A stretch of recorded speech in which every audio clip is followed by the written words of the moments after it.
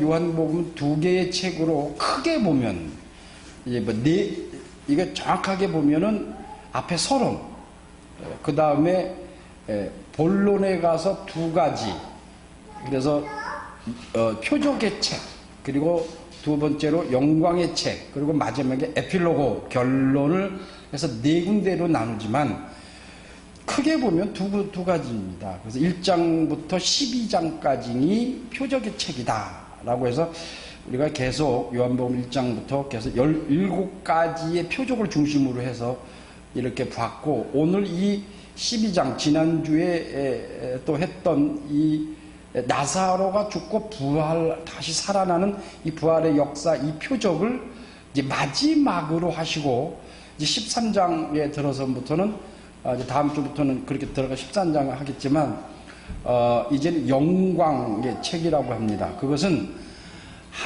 예수 그리스도께서 하나님 앞에서 영광을 받으시고 영광을 드리는 그 이제 사건들이 이루어지게 됩니다. 그래서 올해 본문 말씀은 이제 예수께서 사람들 앞에서, 공식적인 사람들 앞에서 드러내는 것은 이것이 마지막입니다.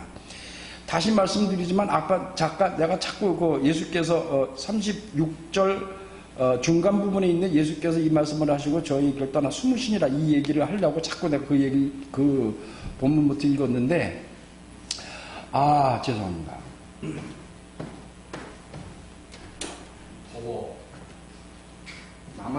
난 선풍기 치고 싶구만. 숨으셨다라고 해서, 숨으셨다. 이거 참 재밌는 표현이에요. 그러니까 예수께서 이 말씀을 하시고 저희를 떠났다. 이 말씀이 무엇이냐면 그 35절에 있는 말씀이시거든요. 이것은 뭐냐면 예수께서 잠시 동안 너희 중에 있으니, 누가? 빛이. 그러니까 빛이 너희들 속에 왔다 이 소리예요. 근데 이것이 오래 있는 게 아니라 잠시 동안 있다. 그리고 너희들이 빛 가운데에서 다녀라. 그러니까 빛의 자녀가 되라. 어둠에 다니지 마라. 어둠에 다니는 자는 그가 어디로 갈지를 갈 바를 모른다라는 얘기입니다. 그러니까 이것은 태양빛을 비유해서, 이 세상의 태양빛을 비유해서 영적인 의미를 이렇게 비유로 말씀하신 말씀이에요. 그러니까 우리가 낮에 다닐 때는 두려움이 없죠. 다 보이니까. 근데 똑같은 장소인데 어두워지면, 어둠이라는 게 이렇게 우리들도 많이 경험하지만, 어둠이라고 하는 것 자체가 사람의 마음을 이렇게 좁게 만들어요. 이렇게 좁게. 그래서 마음이 이렇게 쪼라든다라고 그러죠. 어둠 자체가. 그러니까 우리 속에는 항상 밝은 빛이 있어야, 마음이 평안하고 기쁘고, 그리고 모든 것을 내 눈으로 직접 보니까 미리 이렇게 대비가 되는데, 저기에 어두워갖고 안 보여. 그게 뭐가 있는지 몰라. 그러면 어떻게 돼요? 모른다라는 거는 깨닫지 못해. 요한복음의 가장 큰 줄거리 중에 하나가 모른다, 깨닫지 못한다, 이 무지를 얘기하거든요. 오늘 이 말씀도 무지에서 나오는 얘기입니다. 이거 잠깐만요. 그래서 예수께서 그래서 밝은 곳, 그 밝은 곳이 왜 밝으냐? 예수께서 빛으로 오셨다 이 소리예요. 그러니까 우리가 영적으로는 예수 그리스도가 빛으로 오신 그 빛 가운데 거해야 한다라는 말이에요. 이 말씀을 끝으로, 그리고 이제 숨으셨다 그래서 이후에 다시 공개적인, 그러니까 공식적인 모든 사람들 앞에 드러나고 나타내는 것은 이제는 십자가에서 죽으실 때에 나타나십니다. 그러니까 어디 숨었다 그러니까 이렇게 바위 틈이나 어디 집이나 이런 데로 빡 숨어갖고 나 없다 이런 의미가 아니고, 이 공식적인 공생애, 당신이 십자가에서 죽으시기 바로 전까지 공생애를 끝내셨다 이 소리예요. 이후에는 예수께서 예루살렘 성에서 성도들을 만나고 백성들을 만나서 가르치고 또 말씀을 증거하기는 하세요. 증거하기는 하지만 모든 사람들 앞에 당신이 확실히 공식적으로 드러내는 그 행위는 이제 십자가에 죽으실 때에 비로소 나타나요. 이 말은 공식적인 공생애를 끝내셨다 이 소리예요. 십자가에서 죽으시기 위한 그 모든 준비가 이제는 끝났다 이 소리예요. 이제 그렇게 예수께서 이 일을 행하시니까 이 요한이 이것을 표현을 어떻게 했냐면 37절에 보면 37절을 한번 보세요. 37절에 보면 이렇게 많은 표적을 저희 앞에서 행하였으나 저를 믿지 아니하니 라고 그랬어요. 지금 이 12장의 사건인 이 표적은 나사로가 죽어 있어요. 죽은 나사로를 다시 살려내시는 이 모습은 당신이 십자가에 죽으시고 다시 부활한다라고 하는 표적입니다.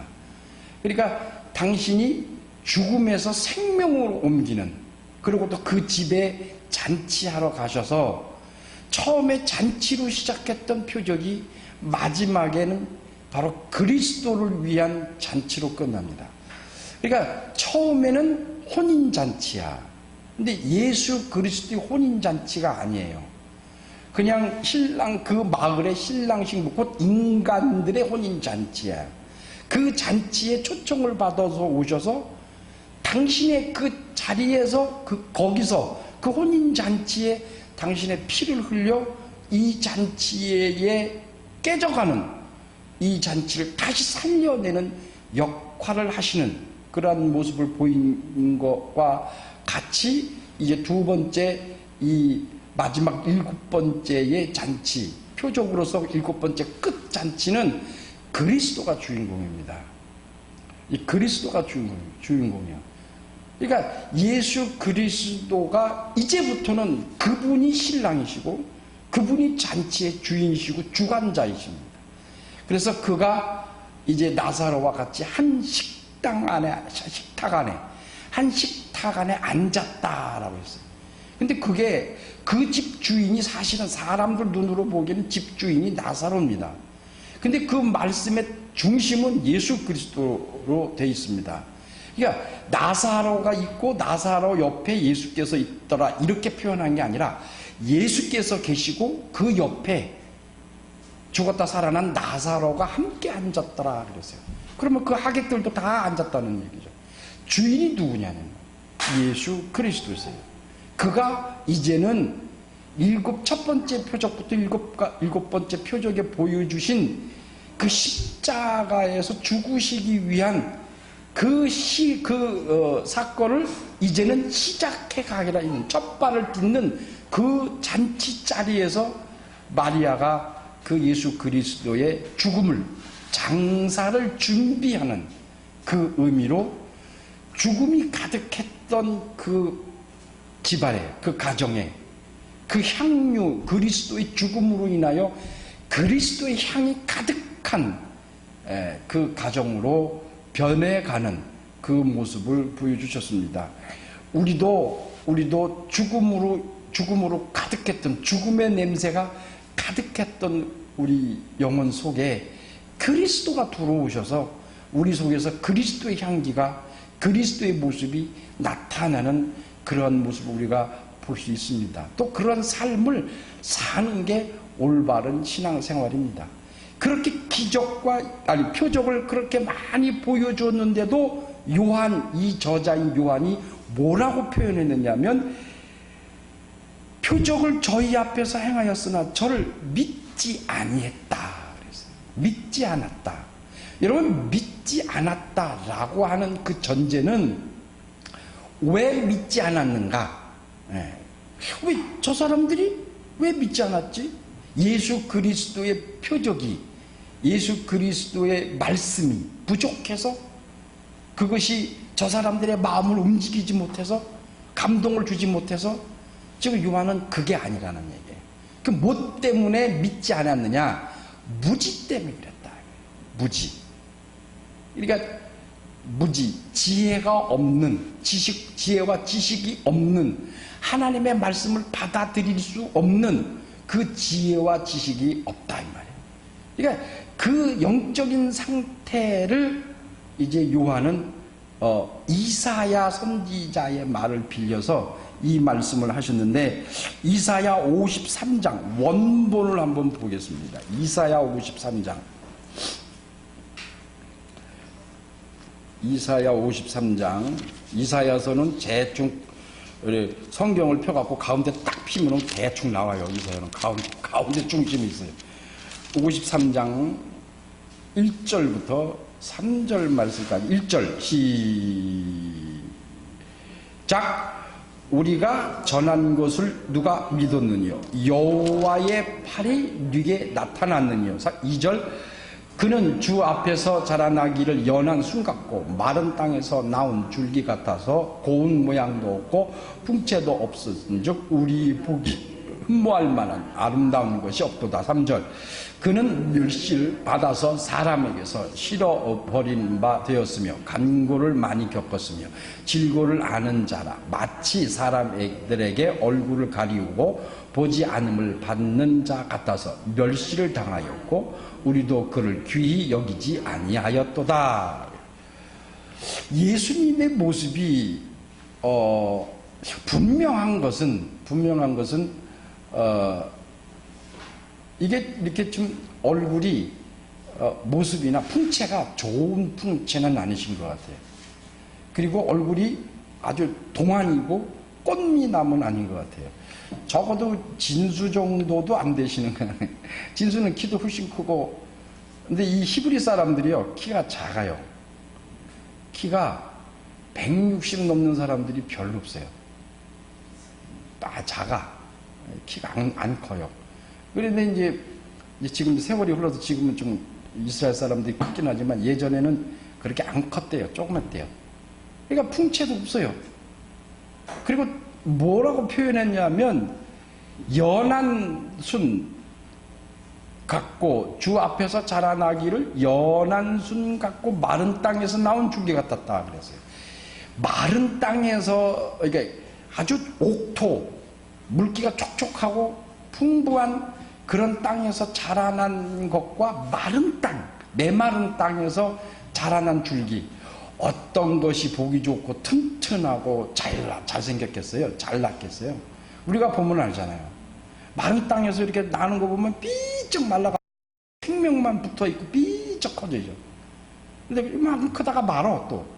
근데 옥토에서 자란 거는 뿌리가 밑에 쫙 박히고 영양분을 쫙 받아들이니까 쭉쭉쭉쭉쭉 자라잖아요. 쭉쭉쭉 자라잖아요.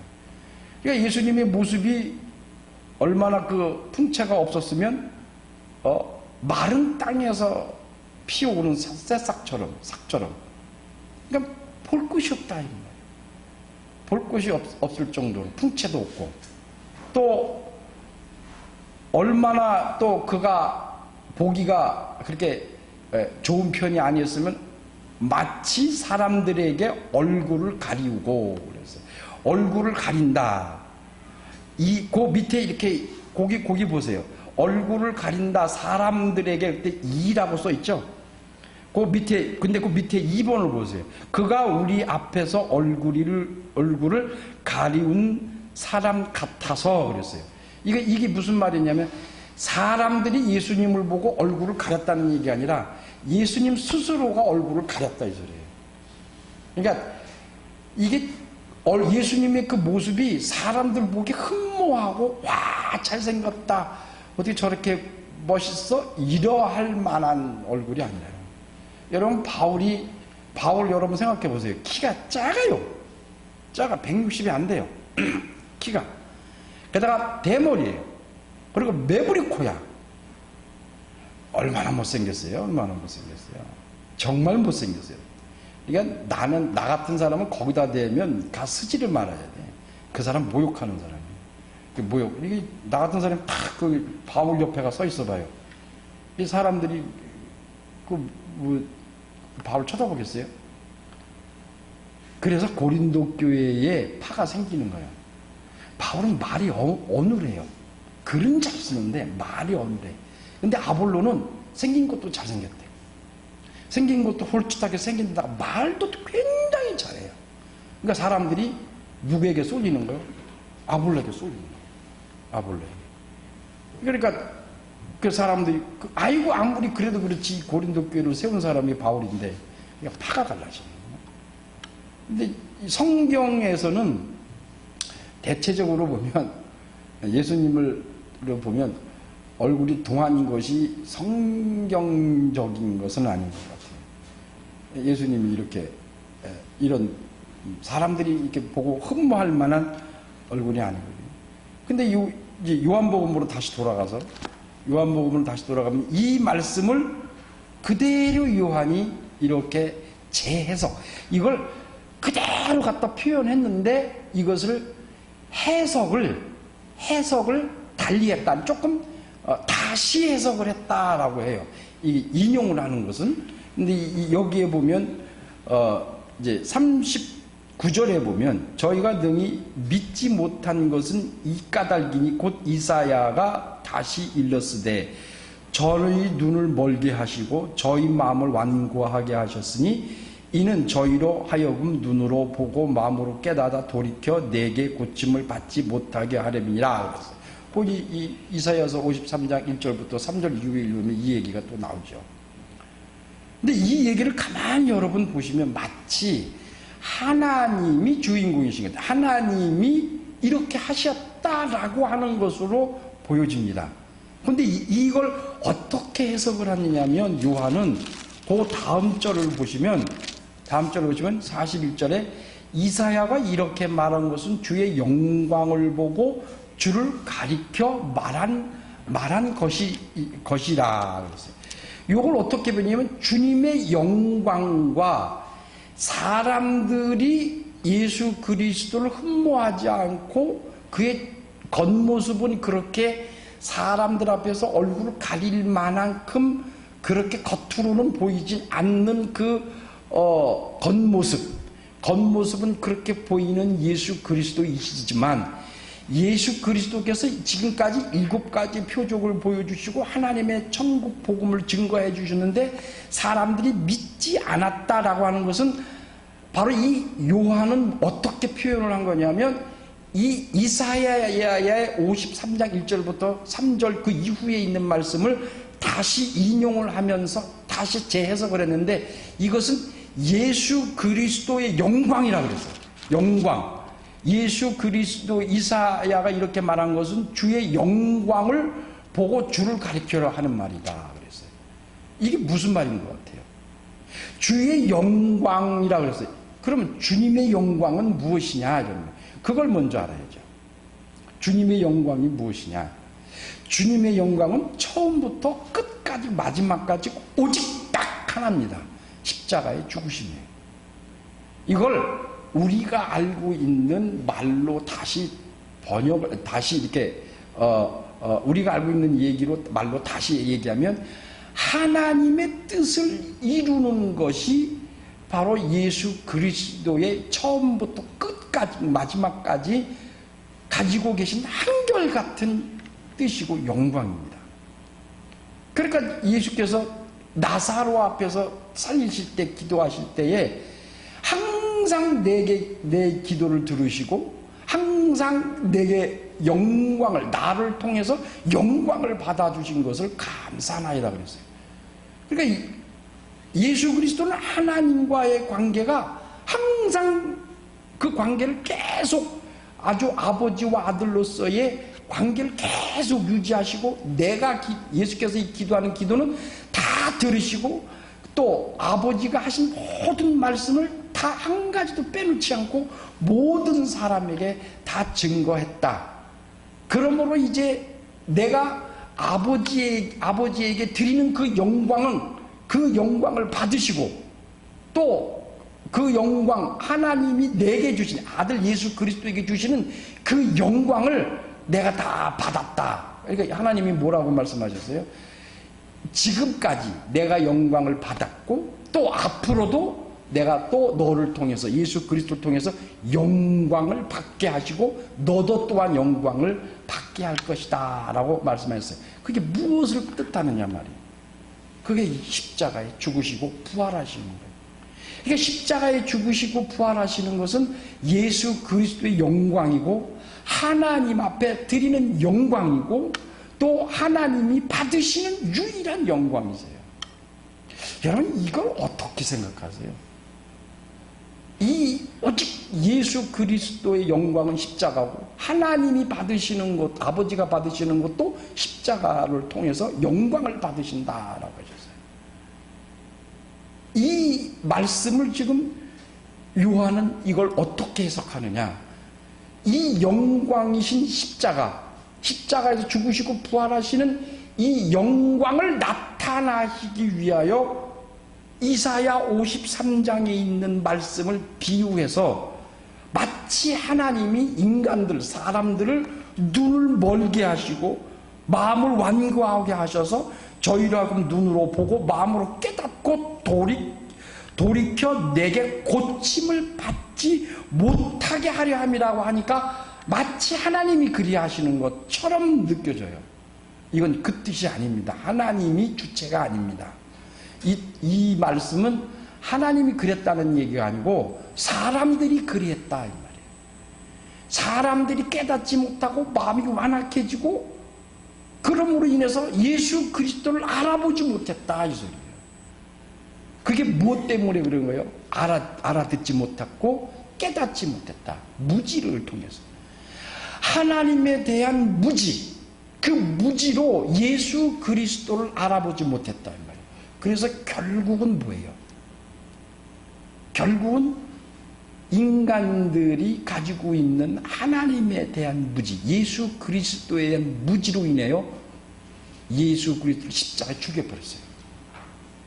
근데 하나님은 그걸 뭐라 그러셨냐면 예수 그리스도의 영광이요, 하나님이 받으시는 아들을 통해서 받으시는 영광이다 라고 이렇게 말씀하셨어요. 오늘 이 말씀의 제목이 뭐냐면 두 가지의 영광이에요. 두 가지 영광인데 이 두 가지 영광이 뭐가 나오냐면 43절을 보세요. 저희는 사람의 영광을 하나님의 영광보다 더 사랑하였다라고 했어요. 더 사랑하였다. 예수 그리스도께서, 자 보세요. 예수 그리스도께서 7가지 표적을 보여줬어요. 근데 이 요한이 뭐라고 얘기했냐면 이 표적을 보였으나 저를 믿지 아니했다라고 했어요. 저를 믿지 아니한 이유가 무엇이냐? 두 가지 영광이 있는데 그 두 가지 영광 중에서 예수를 믿지 아니한 것은 저희는 사람의 영광을 하나님의 영광보다 더 사랑했다 이 소리예요. 그러니까 이걸 좀 풀이해서 말씀을 드리면 그 앞에 42절에 보면 관원 중에도 그랬어요. 그러나 관원 중에도 저를 믿는 자가 많대 바리새인들을 인하여 드러나게 말하지 못하니 이는 출교를 당할까 두려울까 그랬어요.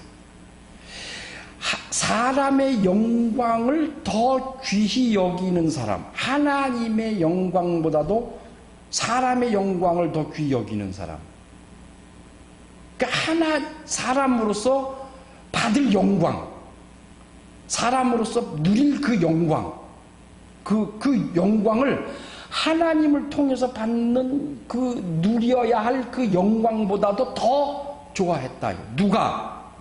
그 앞에 43절에 관원들이 그랬다 이 소리예요. 이 사람들은 뭐예요? 믿기는 믿어. 7가지 표적을 보고 믿기는 믿는데 그거를 나타내지는 못해. 여러분 그런 경우가 혹 있을는지 모르겠어요. 예수께서 그런 말씀을 하신 적이 있어요.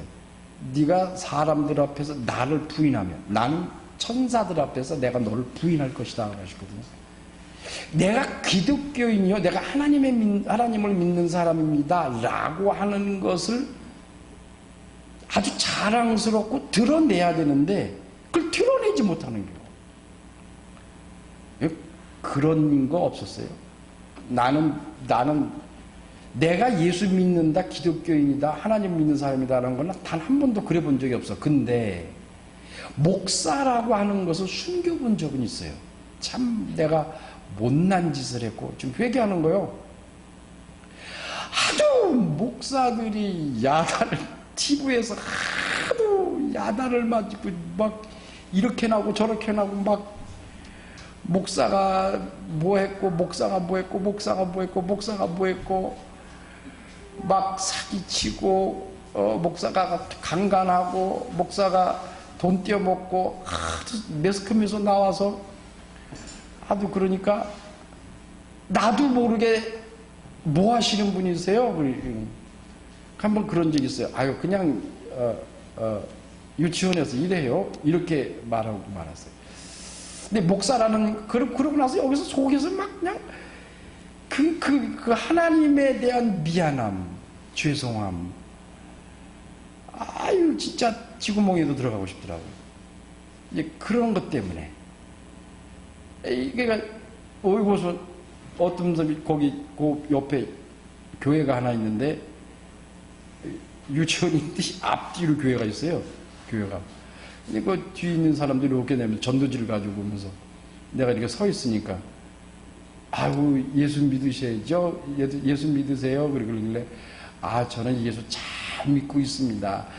아유 애쓰시고 고생 많으시네요. 이렇게 더운 날이 여름이었는데 더운 날에 그러니까 아유 그러세요. 감사합니다. 그래서 아이고 저도 감사합니다. 많이 전도하세요. 이렇게 했어요. 그거는 해요. 그런데 그 목사라는 뭐 하세요? 직업이 뭐 하세요? 그런데 목사라는 말이 못 나오더라고요.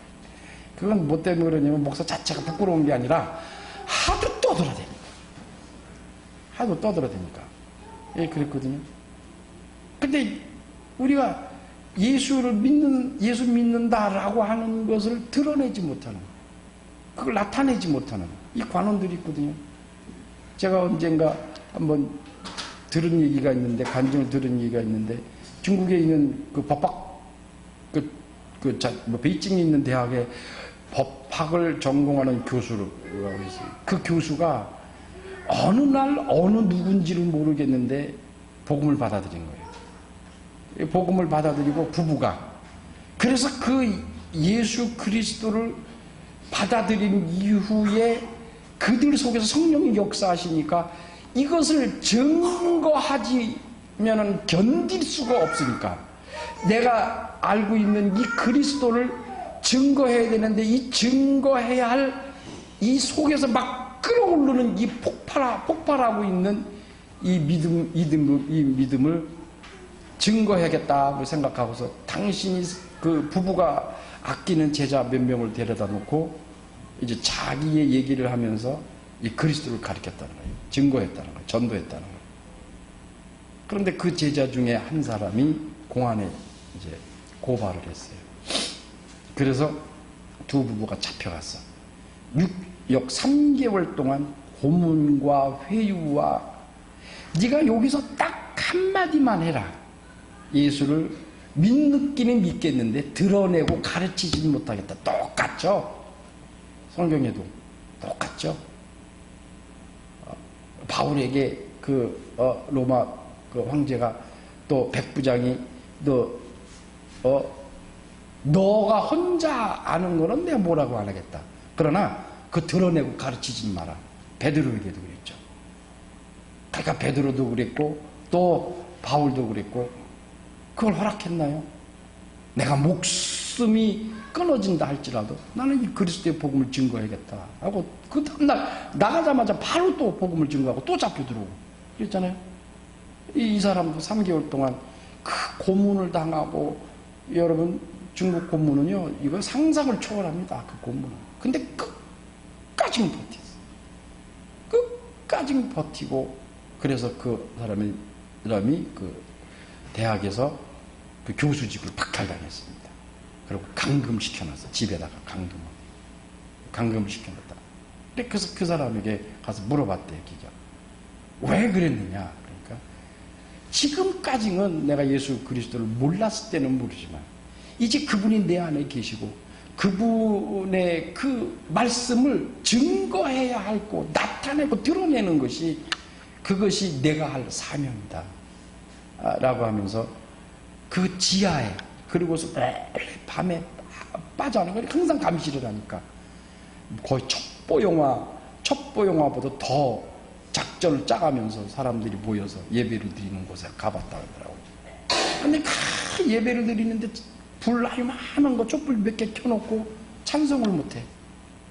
찬송을 못하고 나 같은 죄인 살리 그렇게 찬양하면서 그 찬양하는 내내 울었다는 거야. 통곡을 하는 거야. 왜 또 자기들의 처지를 생각해서 그게 아니에요.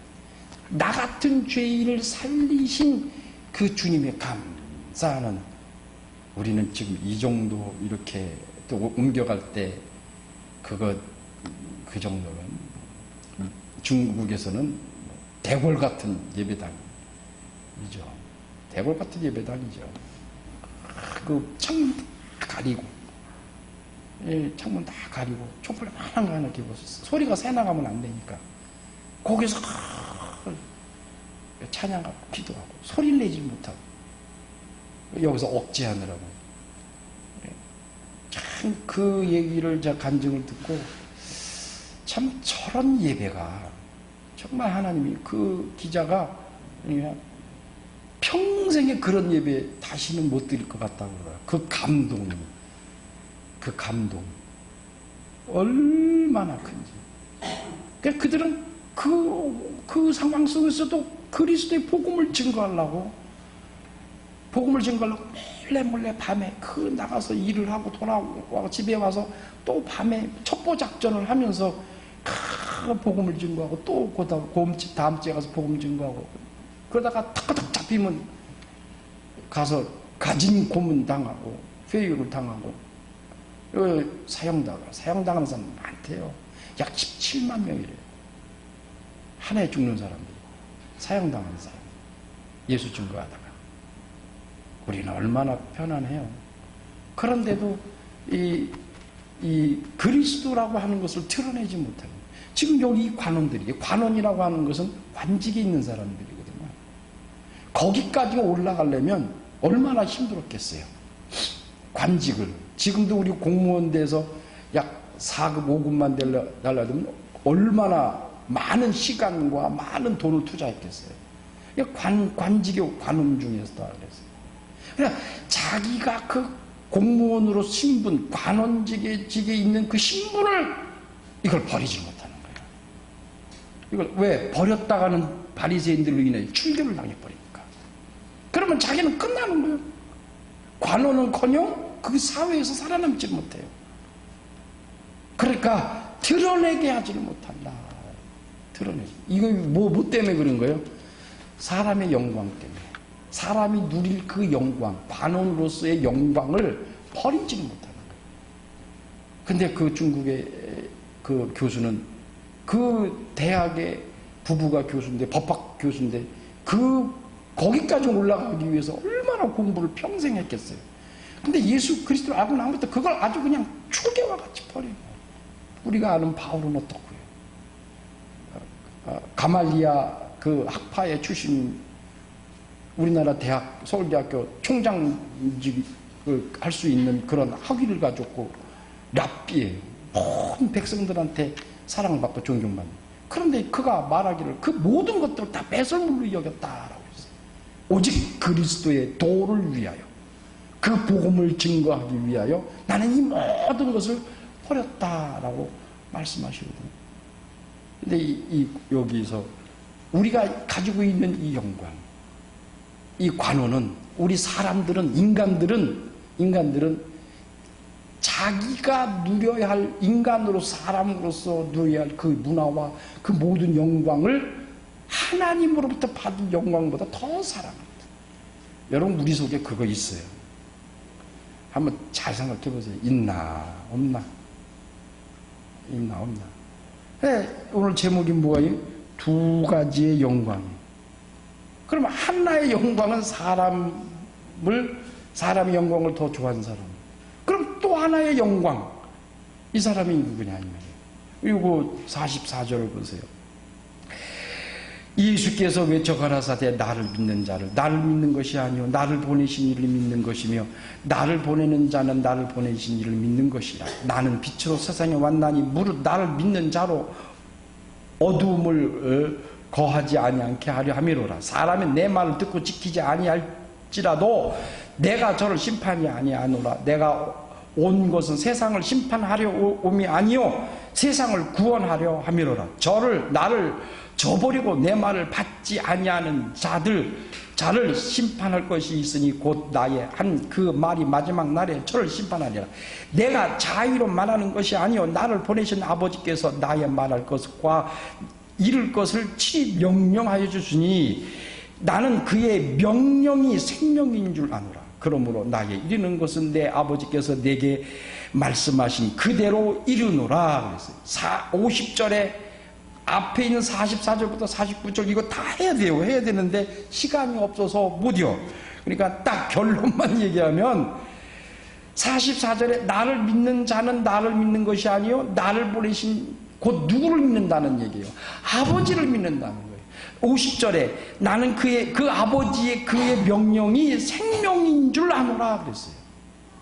그래서 그리스도가 십자가에서 죽으시기 위하여 이제 이 모든 것을 마치고 이제 그리스도께서 십자가에 죽으러 가신다. 그게 누구의 명령이라는 얘기예요?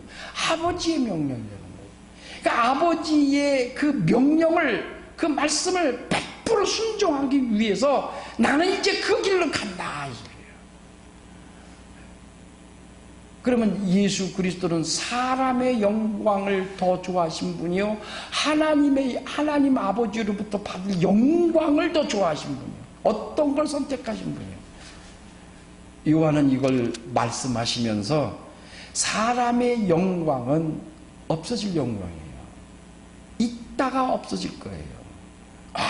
아무리 사람의 영광을 누린다 할지라도 육체의 생명이 끝나면 그것으로 끝나요. 아무리 권세가 아무리 커도 그 권세는 끝나는 날이 있어요.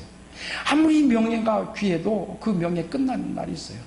아무리 돈을 많이 가지고 있어도 죽을 때 돈 10원 하나 못 가져와요.